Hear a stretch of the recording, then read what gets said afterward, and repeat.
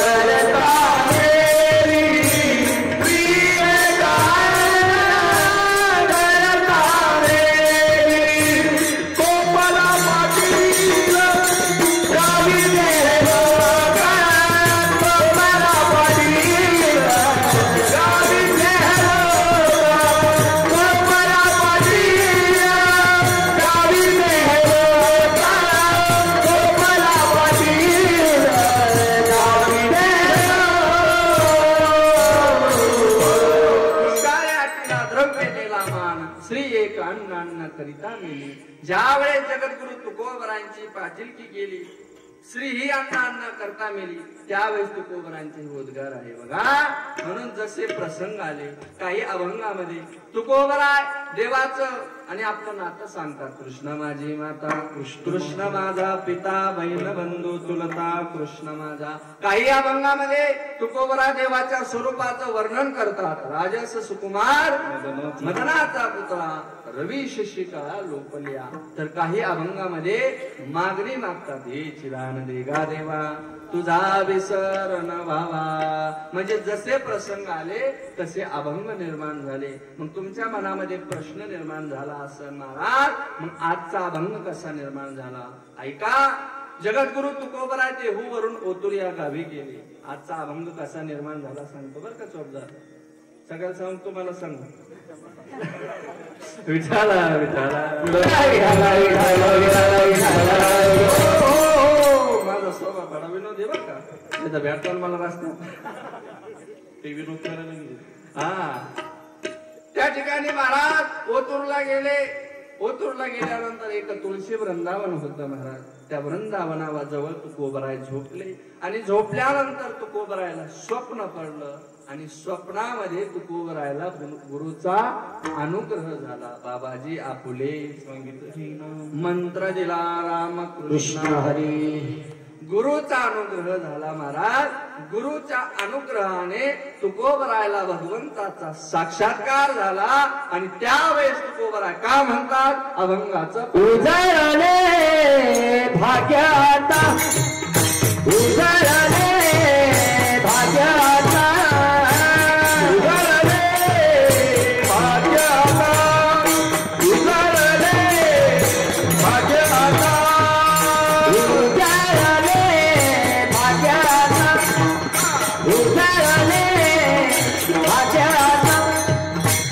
उजळले भाग्याता उजळले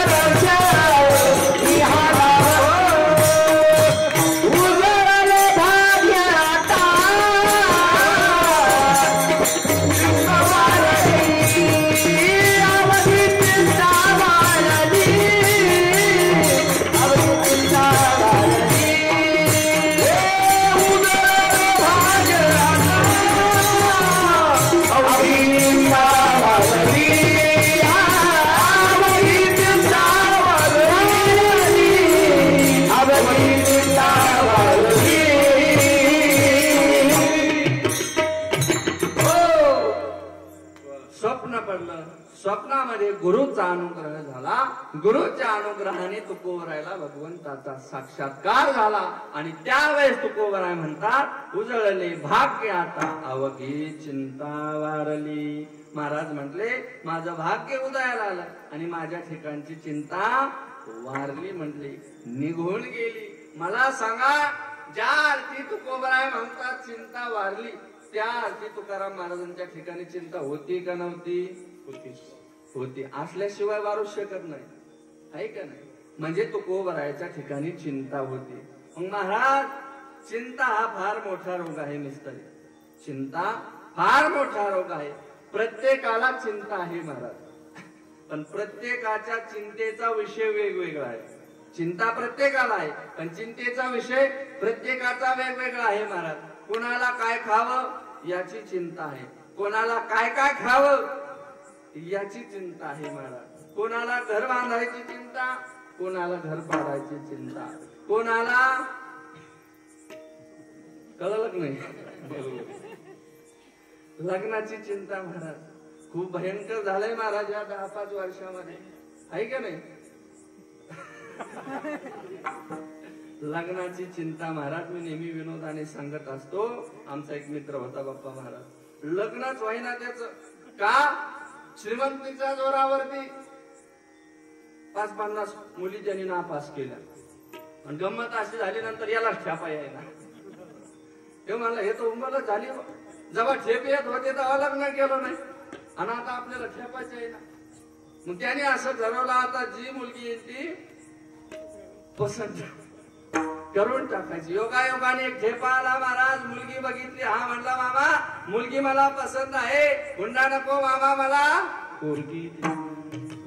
ते पुढचं तुम्ही म्हणा. हुंडा नको म्हटल्यानंतर सासऱ्याला आनंद झाला.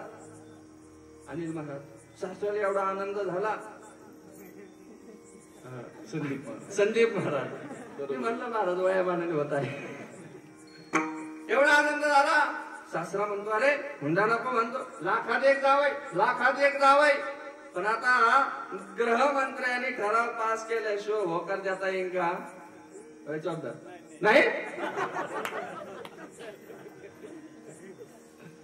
मागचा ठराव आला पाहिजे. महाराज हा आतमध्ये गेला. ग मुलगा एवढा सुंदर, एवढा भारी, एवढा भारी, आपली मुलगी याला द्यायची. ती म्हणली जमणार नाही. अगं का? सांगितलं म्हणे जमणार नाही. आता हट्ट धरलेले अवघडे महाराज. श्री हट्ट आहे का नाही? आहे नाही ना. श्री हट्ट खूप अवघडे महाराज. एका जणाचं नवीन लग्न झालं बघा. श्री हट्ट सांगतो तुम्हाला. नवीन लग्न झालं, 10-5 दिवस होऊन गेले. शेजारच्या घरावरून लई दुधाचा तुपाचा वास यायला लागला. ही म्हणली, आता ग बया लईच वास येतो म्हणे. नवरा ड्युटीहून आला. सांगितलं, हो पहिले आपल्याला माहीत घेऊन या. आता नवीन लग्न झालं महाराज. तारामाळ चालू. 150 रुपये रोजाने कामाला जातात. आता माहीत सोपी का महाराज? माहीत सोपी नाही महाराज. 75-90 हजार रुपये लागते म्हशीला. आता दररोज हा घरी आला, आणली का म्हैस. राग राग वैतागवाडी हे गेलं म्हैस आणाला. आता हिला वाटलं म्हैस येणार, म्हैस येणार, म्हैस येणार. ते पुढं ही माग, ते पुढं ही माग. ही गेली महाराज. 3 गाडगे घेतले आणि घराकडे आली. ते गाडगे अशा वाट्यावरती ठेवली. आता हे वैतागवाडी गेलेलं, खिशात पैसे नाही, काही नाही, कोणीच ओळखीचं नाही महाराज. कोणी म्हैस बीस काहीच दिली नाही याला. राग राग तसंच घराकडे आला. आजीबाई 3 गाडगे ठेवलेले होते. हिची तळपाय आग मस्तकाला गेली. आवाज दिला का रे? बोला. हे गाडगे कशा करता? कशा करता म्हणजे म्हैस येणार म्हणे. आता 3 कशाला आणले? 3 म्हणजे एक आपल्याला दुधाला काम आहे, ठीक आहे. दुसरं आपल्याला दह्याला काम आहे, आणि तिसरं माझी बहीण एक म्हणे गावात, तिला दूध द्यायला काम येईल. आता बहिणीला दूध द्यायचं म्हणजे त्याला लयच राग आला महाराज. जीच काठी घेतली, बधा बधा बधा बधा मारायला सुरुवात केली. शेजारी धावत आली. का मारता, का मारता, का मारता, का मारता म्हणजे म्हैस म्या आणायची, चारा म्या टाकायचा, दूध म्या काढायचा, आणि कुशाल बहिणी दूध देते. शेजारी म्हणली म्हैस कुठे? आणायची म्हणे अजून. विठाला विठाला तसा हा विचार न करता गेला. अगं मुलगा एवढा भारी आहे म्हणले, हुंडा नको म्हणतो, आपली मुलगी द्यायची. पण ही म्हणली जमणार नाही. अगं कारण तर सांग, कारण तर सांग. कारण काय सांग म्हणे तुम्हाला? कारण ऐकल्याशिवाय जाणार नाही म्हणे. ऐका म्हणे कारण ऐकायचं. ज्यावेळेस तुम्ही मला पाहायला आलते ना, बर त्याच्या हातल्या शिव मला पाहून गेलता म्हणे. पहिला सकाळी कळण मला विठाला विठाला विठाला विठाला विठाला विठाला विठाला. म्हणजे कोणाला लग्नाची चिंता, कोणाला घरदार बांधण्याची चिंता. महाराज घरदार प्रपंचाचा त्याग करून भगवंताच्या प्राप्ती करता गेलेला संन्यासी, त्याला सुद्धा चिंता कशाची? मिठी पोटाची. महाराज घराचा त्याग केला पण हे पोट ग बसून देतं का? नाही महाराज. ये पेट बडा बाका सबको लगा दिया धोका, देख सन्यासी देख फकीरा घर घर मांगे तुकडा. महाराज या पोटाची चिंता मी सांगतो तुम्हाला सज्जन हो, ऐका. आपल्याला चिंता आहे याच्यात काही नवल नाही. स्वर्गाचा राजा कोण आहे? इंद्र. गावंडे महाराज कोण म्हणलं ते? कोणी राजा स्वर्गाचा? ते म्हण मग काय लोक खातो एक तर येत नव्हतो महाराजांनी. स्वर्गातला राजा इंद्रदेव महाराज. इंद्राला सुद्धा चिंता आहे कशाची? आपल्या खुर्चीची. सगर राजाने यज्ञ केला महाराज. यज्ञाचा घोडा सोडला, त्या घोड्याच्या पाठीमाग 60,000 मुलं सोडले आणि इकडे वरती इंद्रदेवाचं पोट दुखायला लागलं. का? इंद्रदेवाने विचार केला की सगर राजाचा जर यज्ञ पूर्ण झाला तर आपलं इंद्रपद जाऊ शकतं, आपली खुर्ची जाऊ शकते. आणि खुर्ची करता काय काय होतं हे आपण या 4-5 वर्षात बघितलं महाराज. इंद्रदेवाचं पोट दुखायला लागलं. मी नेहमी सांगत असतो कोणाचं पोट कधी दुकान सांगता येत नाही. मामा एका बाबाचं पोट दुखायला लागलं. बाबा दवाखान्यात गेले. डॉक्टरने विचारलं बाबा काय होतं? बाबा म्हणले डॉक्टर साहेब 2 दिवस झाले म्हणजे असं उचलू उचलू टाकीत बा. अच्छा डॉक्टर म्हणे उचलू उचलू नवीन आला काय करू? ते कॅम्प्युटर पाहिला पण हे काय उचलू उचलू सापड. तेव्हा बाबा हे रोग जरा मोठा दिसतो बा, इथं काही इलाज व्हायचं नाही, तुम्हाला औरंगाबादला जावं लागेल. आता बाबा औरंगाबादला गेले महाराज. त्यावेळेस डॉक्टरने विचारलं बाबा काय होतं? बाबा म्हणे डॉक्टर साहेब 2 दिवस झाले मला असं उभंच वारं सुटलं. डॉक्टर म्हणे आडवार आहे पण हे उभं काय भानकडे कोण म्हणलं मी आला काय कोण एखादा व्हायरस बिरस. तिने पाहिलं ते म्हणे बाबा हो का मेळा आपल्याच्यानी जमाना. बाबा बाबाला नेलं महाराज पुण्याला. डॉक्टर साहेब बाबा काय होतंय? आता बाबा जरा जुन्या काळचे होते. डॉक्टर सुद्धा अनुभवी भेटला महाराज. आता किती लांब नाही आता बाबाला तरी आहे का नाही? त्यावेळेस बाबाला विचारलं डॉक्टरनी काय होतं बाबा? म्हणजे डॉक्टर साहेब 2-3 दिवस झाले म्हणजे जरा पोटात गोळा सुटला. आता डॉक्टर अनुभव आता महाराज माझ्यासारखा मी नाही अनुभव बर का.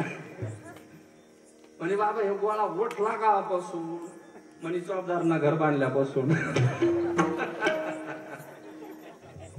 म्हणजे कोणाचं पोट कधी दुखत सांगता येत नाही. इंद्रदेवाचं पोट दुखायला लागलं की सगर राजाचा जर यज्ञ पूर्ण झाला तर आपलं इंद्रपद जाऊ शकतं. म्हणून इंद्राने तो घोडा चोरला, कपिल मुनीच्या आश्रमामध्ये नेऊन बांधला. मला कथा भाग पुढची सांगायची नाही. मला सांगायचं हे की आपल्याला चिंता आहे याच्यात काही नवल नाही. स्वर्गाचा राजा इंद्राला सुद्धा चिंता आहे. मग तुकाराम महाराजाला कोणती चिंता होती आहे का?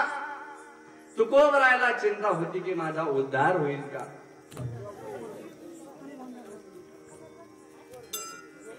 विठाला विठाला विठाला विठाला विठाला विठाला विठाला विठाला चक्कर आली त्याला काय नाही काय बाजूला. मला सांगायचं काय सज्जना हो इकडे ध्यान द्या बरं का. बघा प्रत्येकाला चिंता आहे. तुकोबरायला कोणती चिंता होती? तुकोबरायला चिंता होती माझा उद्धार होईल का? काही मी उद्धार पावेना, काही मी उद्धार पावेना, काही कृपा करीला नारायणा, काही कृपा करीला नारायणा. आईचे सांगा तुम्ही संत जना, आईचे सांगा तुम्ही संत जना.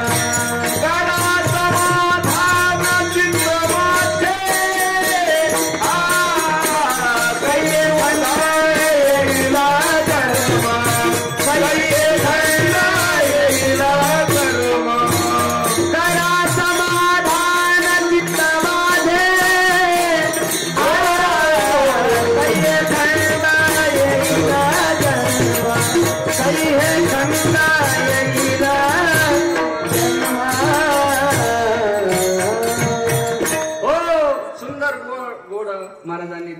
लावली बघा. आता अशा चाली सुद्धा ऐकायला भेटना महाराज. कीर्तना सगळ्या गाण्याच्या चाली चालू झाल्यात आता परवा दिवशी कीर्तन होतं. एका जणांना अशी चाल म्हटली महाराज. आता चाल कोण एका जणी आलं ना अंगात आणि ते अंगात आले नाही अवघड. मी त्याला धरायला होतो म्हणलं दामानी बिड्या मोठ्या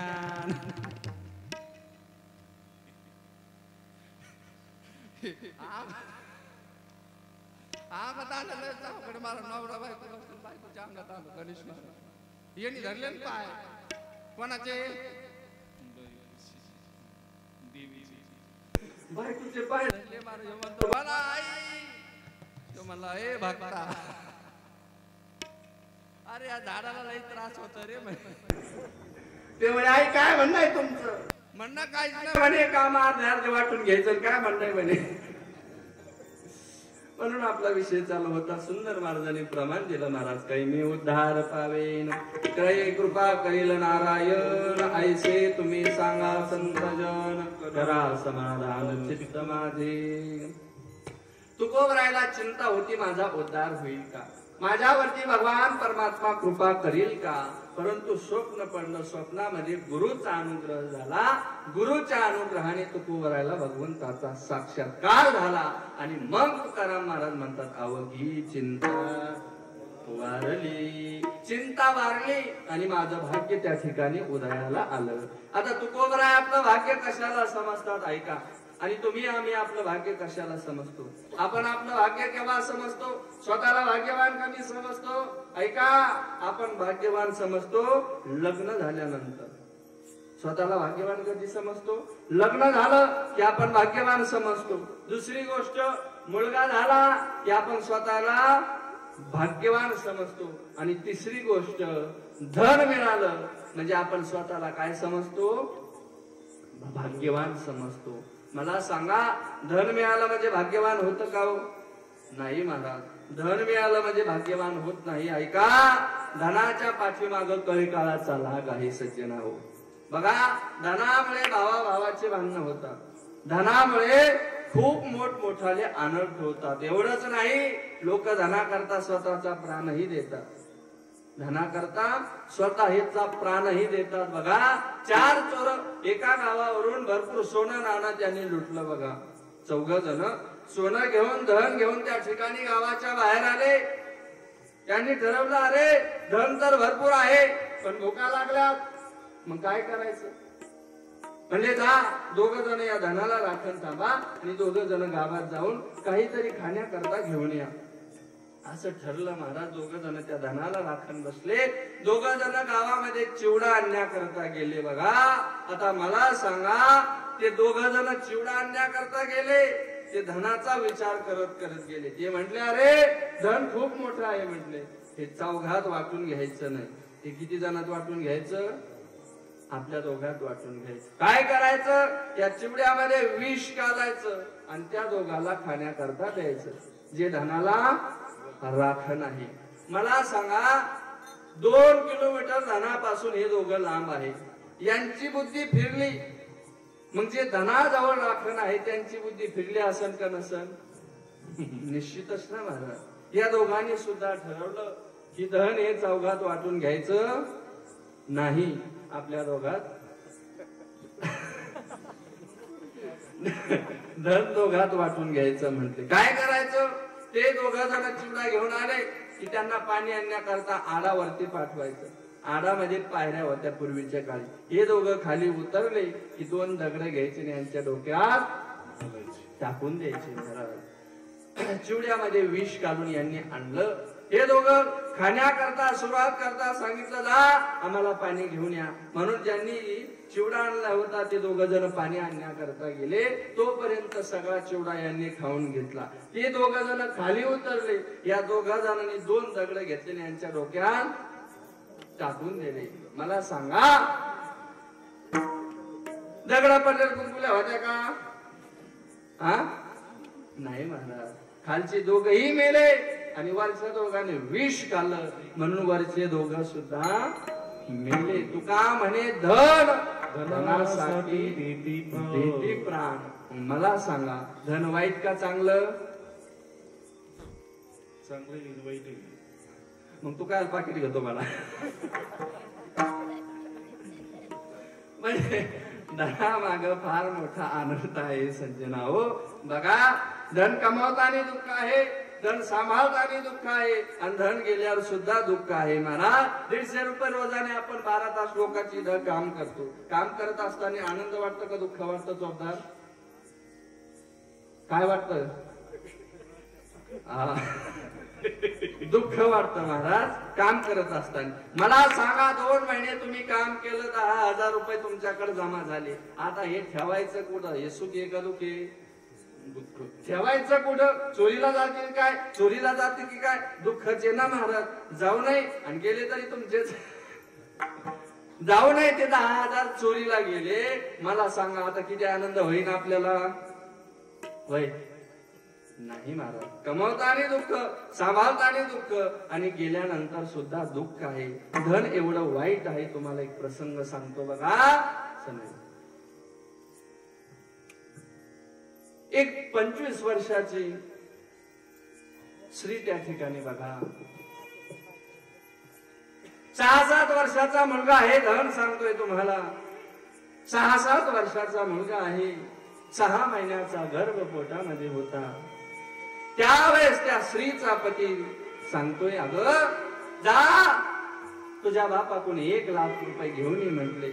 मला बुलेट गाडी घ्यायची. सत्य घटना आहे पण काही पोलीस त्या ठिकाणी औरंगाबाद पेपरला आले होते. 1 लाख रुपये घेऊन ये, मला गाडी घ्यायची. ही मुलगी विचार करते, अरे लग्नाला 10 वर्ष झाले, माझ्या लग्नाचं कर्ज अजून माझा बाप फेडतोय. माझ्या लग्नाकरता माझा बाप आचार्याच्या पाया पडला. माझ्या लग्नाकरता माझा बाप मंडपवाल्याच्या पाया पडला. माझ्या लग्नाकरता माझा बाप सोनाराच्या पाया पडला आणि माझं लग्न लावून दिलं. आजपर्यंत माझा बाप माझ्या लग्नाचं कर्ज फेडतोय, आणि कोणत्या तोंडाने मी माझ्या बापाच्या दारात जाऊ? 2 महिने अजून माझ्या लग्नाच्या शिल्लक आहे. मी जर माझ्या बापाच्या दारात गेले तर माझा बाप आत्महत्या केल्याशिवाय राहणार नाही. कोणचं तोंड घेऊन मी माझ्या बापाच्या दारात जाऊ? रात्रभर ती विचार करते.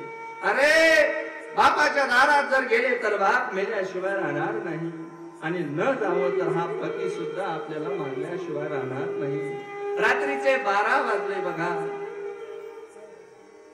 ती मुलगी विचार करते, बापाच्या दारात जाण्यापेक्षा आपण हे जग सोडून जाऊ. सज्जना हो, एक कदाचित तुमच्याही जीवनामध्ये असे प्रसंग येतील, त्यावेळेस आत्महत्या करण्याचा विचार तुम्ही कधीच करू नका.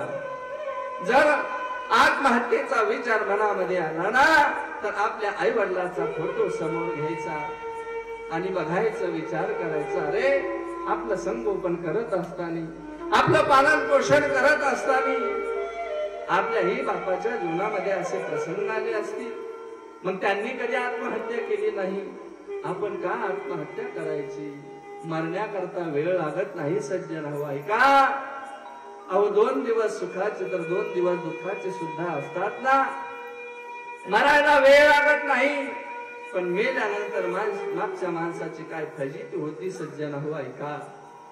रात्रीचे 12 वाजले. हिला ठरवलं की आपण हे जग सोडून जायचं. 6-7 वर्षाचा मुलगा आहे, 5-6 महिन्याचा गर्भ पोटामध्ये आहे. रात्रीचे 12 वाजले. रेल्वे आली आणि या मुलीला चिरडून त्या ठिकाणी गेली बघा. पोटातला गर्भ बाहेर पडला. मरण्याकरता वेळ लागला का हो? नाही लागला वेळ. मरून गेली सज्जना होती. आता या 5-6 वर्षाच्या मुलाची काय फजिती असेल?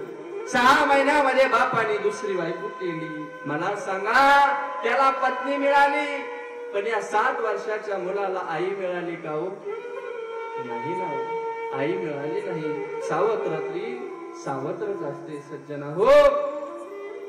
या मुलीला या मुलाचा छळ चालू केला. हे मूर्खा, अरे 7 वर्षाचा झाला म्हणजे 4 टाइम खातो निसता, भांडे घास. सावत्रच महाराज. भांडे घासण्याकरता लावायची शिळी भाकर त्या मुलाला खाण्याकरता द्यायची. तुमच्या डोळ्यामध्ये पाणी आल्याशिवाय राहणार नाही सज्जना हो. तो प्रसंग डोळ्यापुढे आणा बघा. 6-7 वर्षाचा मुलगा भांडे घासतोय, भाकर मागतो, आई मला भूक लागली. अरे भूक लागली ना ही चटणी घे आणि ही अर्धी शिळी भाकर घे, शिळी भाकर खाण्याकरता द्यायची. एक दिवस बापाने विचारलं, अरे बाळा, अरे तुझी पहिली आई खरी होती का ही आई खरी आहे? मुलगा सांगतोय, बाबा माझी हीच आई खरी आहे, खोटी होती माझी पहिली आई. सांगायची, बाळा लवकर जर जेवण्याकरता आला नाही तर तुला जेवण देणार नाही. पण बाबा ऐका ना हो, 2 तासांनी जरी मी घरी गेलो तर पहिली आई स्वतःच्या हाताने मला घास भरवायची. खोटी होती ती, सांगायची जेवण देणार नाही आणि आल्याबरोबर स्वतःच्या हाताने घास भरवायची.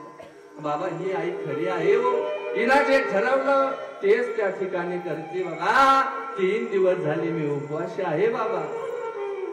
एक दिवस त्या महिलेला लग्नाकरता जायचंय, सांगितलं, बाळा इस्त्री कर म्हटले माझ्या साडीला. 7 वर्षाचा मुलगा काय इस्त्री करणार सज्जन हो. सांगितलं, आई अगं मी लहान आहे ना, नाही येत मला इस्त्री करता.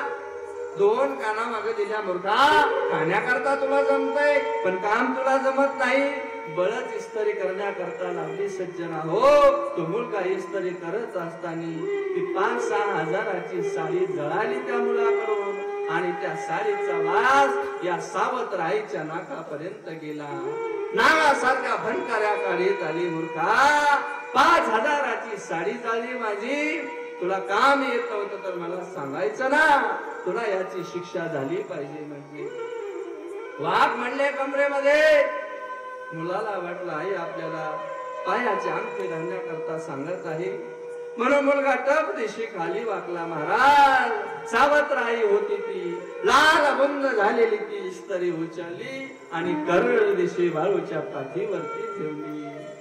टपकन बाळूच्या डोळ्यातून अश्रूच्या धारा वाहू लागल्या. लाल बुंद ती पाठ झाली सज्जना हो. तो मुलगा आपल्या आईच्या फोटो समोर गेला आणि आईला म्हणतो, आई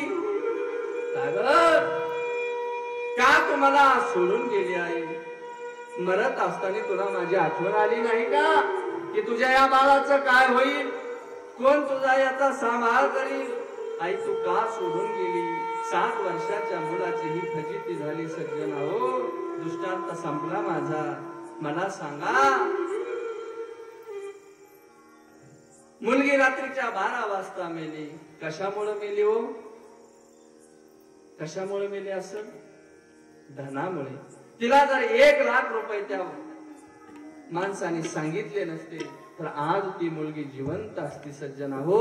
म्हणून धर फार वाईट आहे. तुमच्याही जीवनामध्ये असा प्रसंग येऊ शकतो, पण आत्महत्या करण्याचा विचार कधीच करायचा नाही. विठ्ठल विठ्ठल विठ्ठल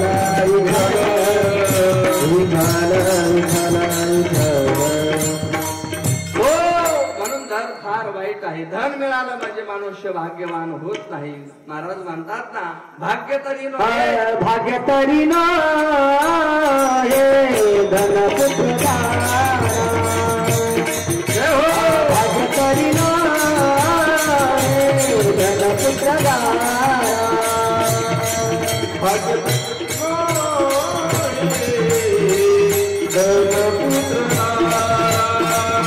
भाग्य तरी नो हे धनपुत्र दारा निकटवास बरा संतापाई. म्हणून धन मिळालं म्हणजे भाग्यवान होतं का?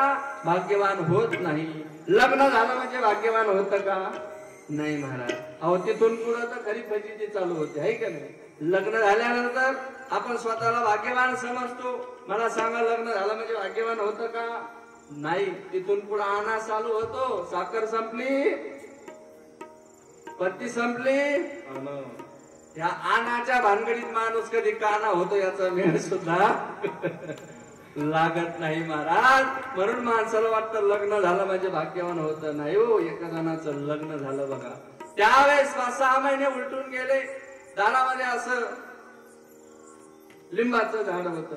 त्यावेळेस ते म्हणले का हो, मला एक तुम्हाला प्रश्न विचारायचं, तुम्हाला या लिंबाच्या झाडावर चढता येतं का? म्हणे काय म्हणले, या झाडावर तुम्हाला चढता येतं का? हा म्हणलं नाही बा. ते म्हण तुमच्यापेक्षा माकड बरं.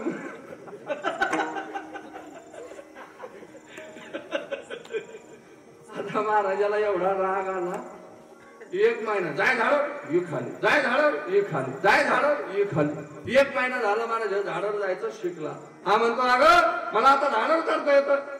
ती म्हणली मग तुमच्या तर मागलं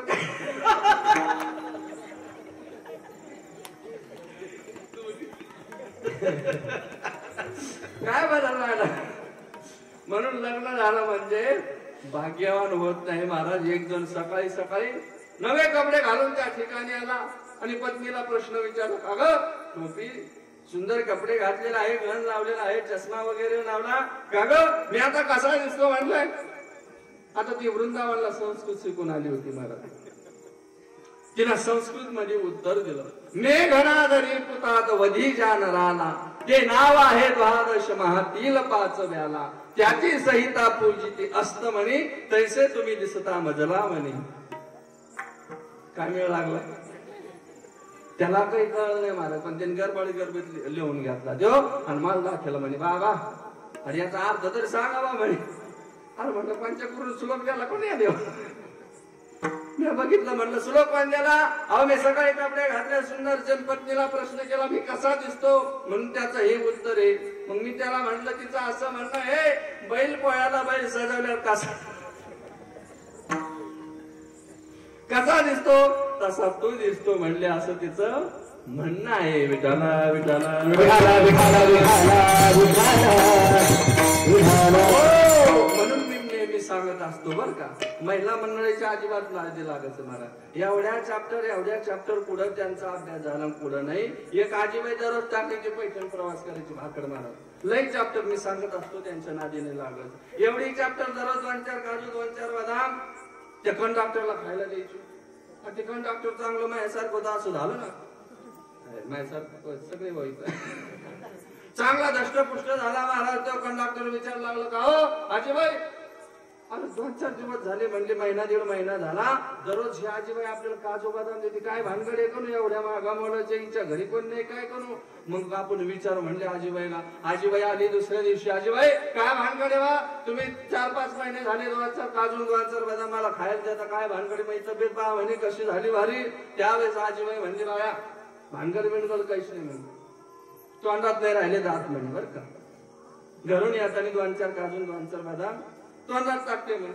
आता सामन्या करता जात नाही म्हणे, सगळी जिथपर्यंत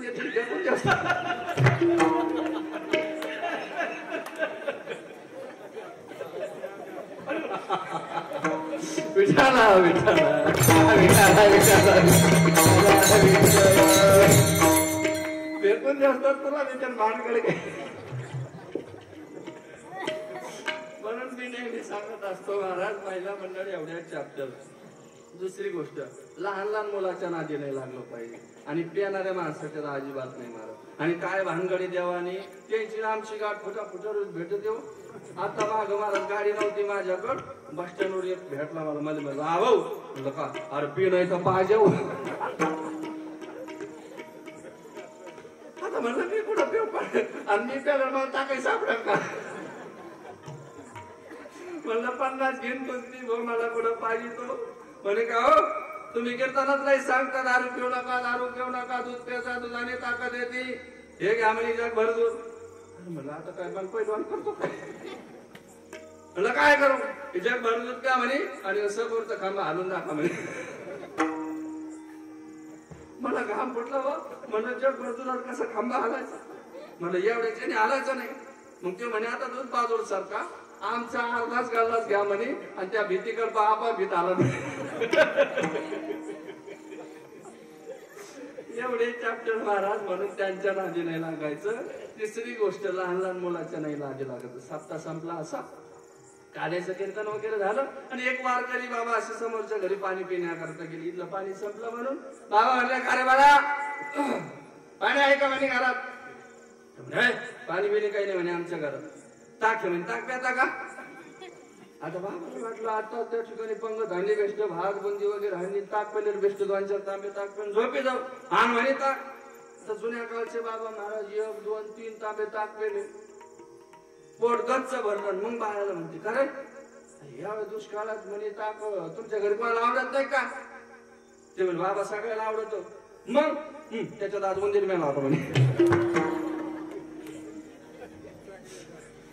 असे पोर आहे महाराज. म्हणून लग्न झालं म्हणजे भाग्यवान होतं का? भाग्यवान होत नाही. तिथून पुढे खरी फजिती होती. विठाला विठाला विठाला विठाला